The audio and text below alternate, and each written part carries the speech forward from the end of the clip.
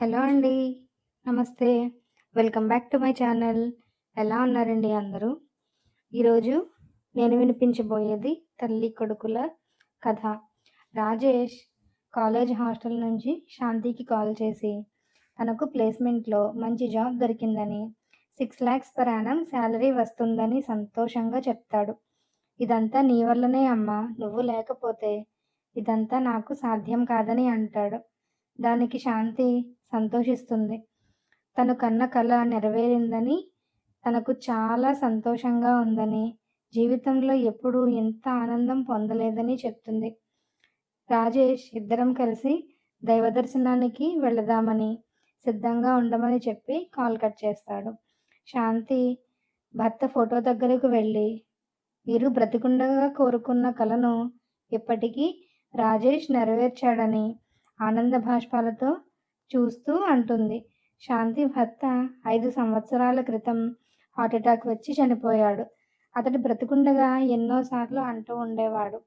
రాజేష్ పెద్ద పెద్ద చదువులు చదువుకొని మంచి ఉద్యోగంలో సెటిల్ అవ్వాలని, శాంతి తప్పకుండా ప్రయోజకుడవుతాడు అంటుంది.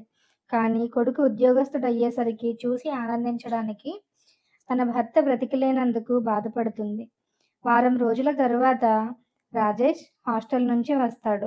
అప్పటికే లగేజ్ మొత్తం సిద్ధం చేసి ఉంచుతుంది శాంతి. ఇద్దరూ కలిసి తిరుపతికి బయలుదేరతారు. ఇద్దరూ బస్టాండ్‌కి వెళతారు. అక్కడ వారు ఎక్కవలసిన బస్సు రెడీగా ఉంటుంది. ఇద్దరూ బస్సు ఎక్కి కూర్చుంటారు. రాజేష్ లగేజ్ అంతా బస్సులో పెట్టేసి వాటర్ బాటిల్ కోసం బస్సు దిగుతాడు. అక్కడ షాప్ దగ్గర తన క్లాస్‌మేట్ దీప్తి కనిపిస్తుంది. రాజేష్ దీప్తిని పలకరిస్తాడు. నువ్వేంటిక్కడ అని. దానికి దీప్తి తిరుపతికి వెళుతున్నామని చెప్తుంది. వెళుతున్నామంటున్నావు, ఇంకెవరున్నారు నీతో అని అడుగుతాడు. దానికి దీప్తి మా డాడీ కూడా నాతో పాటే వస్తున్నారు అని చెప్తుంది. ఈలోపు కుమార్ అక్కడికి వస్తాడు. రాజేష్‌ను చూసి దీప్తి ఎవరమ్మా ఈ అబ్బాయి అని అడుగుతాడు. దానికి దీప్తి నాన్న ఇతను నా కాలేజ్ మేట్ రాజేష్ అని పరిచయం చేస్తుంది. అవునా! రాజేష్ ఎక్కడికి వెళుతున్నారు? బస్టాండ్‌కి ఎందుకు వచ్చారు? అని అడుగుతాడు కుమార్. దానికి రాజేష్ నేను మమ్మీ కలిసి తిరుపతికి వెళుతున్నామని చెప్తాడు. మంచిది. అయితే అందరం కలిసే వెళదామని అంటాడు కుమార్. సరే అంకుల్ అని శాంతి ఎక్కి కూర్చున్న బస్సు దగ్గరికే వాళ్ళను కూడా తీసుకుని వెళ్ళి బస్సు ఎక్కించి లగేజ్ లోపల పెట్టడానికి సహాయం చేస్తాడు. రాజేష్ తల్లిని దీప్తికి, కుమార్‌కు పరిచయం చేస్తాడు. వాళ్ళు కూడా తిరుపతికే వెళుతున్నారని, మనతో పాటు వస్తున్నారని, అందరం కలిసే వెళదామని చెప్తాడు తల్లితో. దానికి ఆమె కూడా సంతోషిస్తుంది. కొంచెం సేపటి తరువాత బస్సు బయలుదేరుతుంది. బస్సు బయలుదేరిన తరువాత దీప్తి రాజేష్ దగ్గరకు వచ్చి తనను వెళ్ళి తండ్రి దగ్గర కూర్చోమని శాంతి దగ్గర కూర్చుంటుంది దీప్తి. శాంతి దీప్తిని చాలా ప్రేమగా పలకరిస్తుంది. ఆమెను దీప్తి తన తల్లి ఎందుకు రాలేదని అడుగుతుంది శాంతి. దానికి దీప్తి తల్లి 2 సంవత్సరాల క్రితం క్యాన్సర్‌తో చనిపోయిందని, అప్పటి నుంచి తండ్రి తను ఒకరికి ఒకరు అని చెప్పి బాధపడుతుంది. తండ్రిని తమ బంధువులందరూ రెండవ పెళ్లి చేసుకోమని చెప్పి చాలా బలవంత పెట్టారని, కానీ తనకు మళ్ళీ పెళ్లి ఆలోచన లేదు అని, తన బంగారు తల్లి దీప్తిని చూసుకుంటూ జీవితకాలం బ్రతికేస్తానని చెప్తాడు కుమార్. శాంతికి కుమార్ పైన మంచి అభిప్రాయం కలుగుతుంది. దీప్తి పైన వాత్సల్యం కలుగుతుంది. అందరూ తిరుపతికి చేరుకుంటారు. కలిసే దైవదర్శనం చేసుకుంటారు. ఆ తరువాత ఎవరిళ్ళకు వాళ్ళు తిరిగి వెళ్ళిపోతారు. రాజేష్ తన జాబ్ జాయిన్ అవ్వడానికి వెళ్ళిపోతాడు. దీప్తికి కూడా రాజేష్ కంపెనీలోనే ఉద్యోగం వస్తుంది. దీప్తి జాబ్‌కి వెళ్ళే ముందు ఒక్కసారి శాంతి ఆంటీని చూడాలని ఉందని, వాళ్ళింటికి వెళదామని తండ్రిని అడుగుతుంది. అతడు అలాగే తీసుకుని వెళతానని శాంతి ఇంటికి తీసుకుని వస్తాడు. ఇల్లు చాలా సింపుల్‌గా ఉంటుంది. తన తండ్రికి ఇల్లు ఇలా ఉండటమే నచ్చుతుందని చెప్తుంది దీప్తి. శాంతి దీప్తిని ఎంతో ప్రేమగా పలకరించి, తనకు దీప్తిలాంటి కూతురు ఉంటే బాగుండేదని మనసులో అనుకుంటుంది. ఆ రోజు శాంతి దీప్తి వాళ్ళను భోజనానికి ఉండమంటుంది. ముందు కుమార్ తనకు పని ఉంది వెళ్ళిపోవాలని అంటాడు. కానీ దీప్తి బలవంతం చేయటంతో, సరే అయితే తనకు పని ఉంది అది చూసుకుని లంచ్ టైంకి వస్తానని చెప్పి వెళ్ళిపోతాడు కుమార్. అతడు వెళ్ళాక దీప్తితో కబుర్లు చెబుతూ వంట ముగిస్తుంది శాంతి. దీప్తికి శాంతి మాట తీరు, ఆమె ప్రవర్తన తన తల్లిని జ్ఞప్తికి తెస్తాయి. దీప్తికి తల్లి గుర్తుకు వచ్చి కళ్ళలో నీళ్లు తిరుగుతాయి. అది చూసిన శాంతి కంగారు పడి ఏమైందని, తను ఏమైనా పొరపాటుగా మాట్లాడానా అని అడుగుతుంది. దానికి దీప్తి, లేదాంటీ, మిమ్మల్ని చూస్తుంటే మమ్మీ గుర్తుకు వస్తుందని చెప్తుంది. శాంతి, నన్ను మీ మమ్మీగానే అనుకోమ్మా అని గుండెకు హత్తుకుంటుంది దీప్తిని. ఇంతలో కుమార్ వస్తాడు అక్కడికి. ముందు దీప్తికి కుమార్కు వడ్డించి తరువాత తను తిందామనుకుంటుంది శాంతి. కానీ దీప్తి తనను కూడా వాళ్ళతో పాటే కూర్చొని భోజనం చెయ్యమని బలవంత పెడుతుంది. అన్నీ టేబుల్ మీదే ఉన్నాయి కాబట్టి ఎవరికి కావలసినవి వారు వడ్డించుకుందామని, మొహమాటమేమీ లేదని అంటుంది. సరే అని శాంతి కూడా వారితోనే కూర్చుని కలిసి భోజనం చేస్తుంది. తరువాత కొంచెం సేపు కూర్చుని దీప్తి వాళ్ళు వెళ్ళిపోతారు. దీప్తి జాబ్‌కి హైదరాబాద్ వెళ్ళిపోతుంది. ఆమె జాబ్‌లో జాయిన్ అవుతుంది. ముందు అంతంత మాత్రంగా ఉన్న రాజేష్ మరియు దీప్తిల స్నేహం కొద్ది రోజులలోనే బలపడుతుంది. దీప్తి ఒకరోజు రాజేష్‌ను కలవాలని, ఒక ముఖ్యమైన విషయం మాట్లాడాలని పార్క్‌కి రమ్మని అడుగుతుంది. దానికి రాజేష్ అంత ముఖ్యమైన విషయం ఏమై ఉంటుందా అని ఆలోచిస్తూ ఆఫీస్ అయ్యాక పార్క్‌కి వెళతాడు. అప్పటికే దీప్తి వచ్చి అక్కడ రాజేష్ కోసం వెయిట్ చేస్తుంటుంది. రాజేష్ వచ్చిన తరువాత ఇద్దరూ కలిసి వెళ్ళి ఒక బెంచ్ మీద కూర్చుంటారు. దీప్తి రాజేష్‌తో ఇలా చెప్తుంది. రాజేష్, నాకు మమ్మీ లేదు. ఆవిడ చనిపోయి 2 సంవత్సరాలు అయ్యింది. నేను ఇక్కడ ఉన్నా నా ధ్యాసంతా నాన్నగారిపైనే ఉంటుంది. ఇప్పుడు ఆయన వయసు ఎక్కువగా లేదు. కాబట్టి ఒక్కరు ఎలాగోలా గడిపేస్తున్నారు. కానీ ఇంకొంచెం వయసు పెరిగిన తరువాత ఆయనకు ఎవరో ఒకరి తోడు కావాలి. నేను మళ్ళీ పెళ్లి చేసుకుని వెళ్ళిపోతే ఆయన పూర్తిగా ఒంటరివారైపోతారు. అందుకే ఆయనను ఒప్పించి ఇంకో పెళ్లి చేసి ఒక తోడుని ఏర్పరచాలనుకుంటున్నాను అంది. రాజేష్‌కు ఏమీ అర్థం కాక దీప్తిని ఆశ్చర్యంగా చూస్తున్నాడు. ఇవన్నీ దీప్తి నాకెందుకు చెప్తుందా అనే భావన రాజేష్ ముఖంలో స్పష్టంగా కనిపిస్తుంది. మళ్ళీ దీప్తి ఇలా అంటుంది. మా నాన్నగారికి, అమ్మగారికి పెళ్లి చేయాలని నేను అనుకుంటున్నాను. ఎందుకంటే ఆంటీ నాకు చాలా నచ్చారు.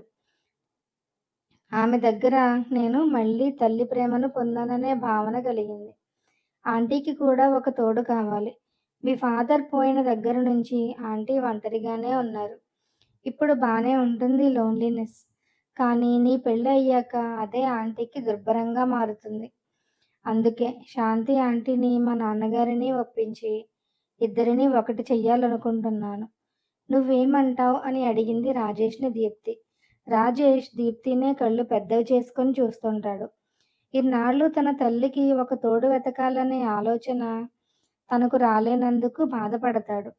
ఇప్పుడైనా ఏమీ ఆలస్యం కాలేదు. తన తల్లిని ఎలాగైనా ఒప్పించి ఆమెకు పెళ్లి చేసి ఒక తోడుని ఏర్పరచాలని అతడు నిశ్చయించుకుని దీప్తికి సరే అని చెప్పి, కానీ వాళ్ళను ఒప్పించడం ఎలా అని అడుగుతాడు. దీప్తి అంతా తను చూసుకుంటానని చెప్పినప్పుడు మాత్రం కొంచెం సపోర్ట్ చేయమని చెప్తుంది రాజేష్‌కి. తరువాత కొద్ది రోజులకు దీపావళి పండుగకు సెలవులు రావడం వల్ల దీప్తి, రాజేష్‌లు ఇళ్ళకు వెళతారు. దీపావళి పండుగ రోజు శాంతి దీప్తిని, వాళ్ళ నాన్నగారిని తన ఇంటికి డిన్నర్‌కు రమ్మని ఆహ్వానిస్తుంది. దీప్తికి చాలా ఆనందం వేస్తుంది. తన ఆలోచన చెప్పి తండ్రిని, శాంతిని పెళ్లికి ఒప్పించటానికి ఒక మంచి అవకాశం దొరికినందుకు. దీప్తి చాలా సంతోషించి దీపావళి రోజు రానే వచ్చింది. ఉదయం అంతా దీపాలు పెట్టటానికి కావలసిన ఏర్పాట్లు చేసుకుంటుంది శాంతి. సాయంత్రం అయ్యేసరికి రాజేష్, శాంతిలు దేవుడికి పూజ చేసుకుని ఇల్లంతా దీపాలు పెడతారు. ఇల్లంతా దీపాలతో కళకళలాడుతూ ఉంటుంది. ఆ దీపాల వెలుగుల కాంతిలో దీప్తి కుమార్లు శాంతి ఇంటికి వస్తారు. దీప్తి ఆ రోజు లంగావోణి వేసుకుని ఎంతో ఆనందంగా ముస్తాబయ్యి చాలా అందంగా ఉంటుంది. శాంతి దీప్తి కోసం తన పెరట్లోని మల్లెలు కోసి మాలగా కట్టి ఉంచుతుంది. అవి దీప్తి తలలో తురిమి మహాలక్ష్మిలా ఉన్నావని మురిసిపోతుంది. దీప్తిని చూస్తుంటే దీపావళి రోజు తన ఇంటికి ఆ లక్ష్మీదేవే స్వయంగా వచ్చినట్టుందని ఆమెను ముద్దు పెట్టుకుంటుంది. దీప్తి సిగ్గుపడుతుంది. అందరూ కలిసి టపాసులు కాలుస్తారు. తర్వాత అందరూ కలిసి భోజనం చేస్తారు. దీప్తి అంటుంది, ఆంటీ మీ చేతిలో ఏదో మ్యాజిక్ ఉంది. మీరు ఏం చేసినా అమృతంలాగా ఉంటుందని. దానికి శాంతి నవ్వేసి ఊరుకుంటుంది. భోజనాలు అయ్యాక శాంతి అందరికీ కప్పులో ఐస్ క్రీమ్ సర్వ్ చేసి లివింగ్ రూమ్లోకి తీసుకువెళుతుంది. దీప్తి, కుమార్, రాజేష్లు అప్పటికే అక్కడ కూర్చుని కబుర్లు చెప్పుకుంటూ ఉంటారు. అప్పుడు శాంతి అంటుంది, కుమార్ గారు, నా మనసులో ఒక ఆలోచన ఉంది. దాన్ని ముందుగా మీకు చెప్పాలని అనుకుంటున్నాను అంటుంది. రాజేష్, దీప్తి కూడా కబుర్లు ఆపేసి శాంతి ఏం చెప్తుందా అని ఆమె వైపే చూస్తూ ఉంటారు. నాకు దీప్తి ఎంతో నచ్చింది. పైగా రాజేష్, దీప్తిలు ఒకే కంపెనీలో ఉద్యోగాలు కూడా చేస్తున్నారు. వారిద్దరూ ఈడు జోడు కూడా చాలా బాగుంటుంది. మీకు ఏ అభ్యంతరం లేకపోతే దీప్తిని రాజేష్కిచ్చి పెళ్లి చేసి నా ఇంటికి కోడలిగా తెచ్చుకోవాలనుకుంటున్నాను. మా కుటుంబం గురించి మీకు అంతా తెలుసు. నాకు రాజేష్ తప్ప ఎవ్వరూ లేరు. రాజేష్కి పెళ్లి చేసి ఒక ఇంటివాడిని చేస్తే నా బాధ్యత తీరినట్లే అని కుమార్ వైపు చూస్తుంది. కుమార్ దీప్తి వైపు చూస్తాడు. కానీ దీప్తి రాజేష్ వైపు షాక్ అయినట్టు చూస్తుంది. దీప్తికి, రాజేష్కి ఏం మాట్లాడాలో మొదట అర్థం కాదు. కానీ ఇప్పుడు తను అనుకున్న విషయాన్ని బయటపెట్టకపోతే తాను ఎప్పటికీ చెప్పలేనని ఆలోచించి రాజేష్కు సైగ చేస్తుంది. రాజేష్ శాంతి దగ్గరకు, దీప్తి కుమార్ దగ్గరకు వెళ్ళి కూర్చుంటారు. రాజేష్ మెల్లగా శాంతితో అంటాడు, ఇన్నాళ్ళు నువ్వు నా గురించి ఆలోచించింది చాలమ్మా. నేను పెద్దవాడినయ్యాను. నన్ను కూడా నీ గురించి శ్రద్ధ తీసుకోనివ్వు అమ్మా అని. శాంతికి ఏమీ అర్థం కాదు. రాజేష్ వంక ఆశ్చర్యంగా చూస్తుంటుంది. అప్పుడు రాజేష్, నువ్వు అంకుల్ పెళ్లి చేసుకుని ఒకరికి ఒకరు తోడుగా ఉంటే నేను ఎక్కడ ఉన్నా నాకు నిశ్చింతగా ఉంటుంది. నా జాబ్లో అబ్రాడ్ వెళ్ళే అవకాశం రావచ్చు నాకు. అప్పుడు నిన్ను ఇక్కడ ఒంటరిగా వదిలిపెట్టి వెళ్ళాలంటే కష్టంగా ఉంటుంది. నీకంటూ ఒక మనిషి ఉంటే నేను ఎక్కడ ఉన్నా ధైర్యంగా నిశ్చింతగా ఉంటాను. అమ్మా ప్లీజ్ అమ్మా ఒప్పుకో అమ్మా అని బ్రతిమలాడతాడు. రాజేష్ ఇక్కడ తన తల్లిని బ్రతిమలాడుతుంటే దీప్తి అక్కడ తన తండ్రిని ఒప్పించడానికి ప్రయత్నిస్తుంది. నాన్న, అమ్మ పోయాక మన బంధువులందరూ ఎంత చెప్పినా నువ్వు పెళ్లి చేసుకోలేదు. ఇంకొక మనిషి నీ జీవితంలోకి వస్తే ఆవిడ నీకు భార్య అవుతుంది కానీ నాకు తల్లి కాలేదని అంటూ ఉండేవాడివి. కానీ నాన్న, నేను ఆంటీలో మమ్మీని చూసుకున్నాను. ఆంటీ నిజంగా చాలా మంచివారు. నేను ఆంటీతో ఉన్నప్పుడల్లా మమ్మీతో ఉన్నట్లే ఫీల్ అవుతున్నాను. అమ్మ చూపించిన ప్రేమ, ఆప్యాయత నాకు ఆంటీ దగ్గర దొరికాయి. రేపు నేను పెళ్లి చేసుకుని ఇల్లు విడిచి వెళ్ళాక మళ్ళీ తిరిగి వచ్చినప్పుడు నన్ను ప్రేమగా అక్కున చేర్చుకునే మనసు ఆంటీ దగ్గర ఉంది. ప్లీజ్ నాన్న, ఆంటీని పెళ్లి చేసుకోండి. నాకు ఇంకే కోరికలు లేవు నాన్న. మీకు ఒక మంచి వ్యక్తి సహ సాహచర్యం దొరికితే నాకు అంతే చాలు అని దాదాపు అరగంట సేపు బ్రతిమలాడిన తరువాత కుమార్ మొహంలో అంగీకార సూచకం కనిపిస్తుంది. తండ్రి ఒప్పుకున్నందుకు సంతోషించి దీప్తి లేచి శాంతి దగ్గరకు వస్తుంది. మొదటిసారి శాంతిని ఆంటీ అని కాకుండా అమ్మా అని పిలుస్తుంది దీప్తి. శాంతి హృదయం ఆర్ద్రమవుతుంది. అమ్మా ప్లీజ్ ఒప్పుకోమ్మా అని గోముగా గడ్డం పట్టుకుని బ్రతిమలాడుతుంది. ఒక ప్రక్కన రాజేష్, మరో ప్రక్కన దీప్తి.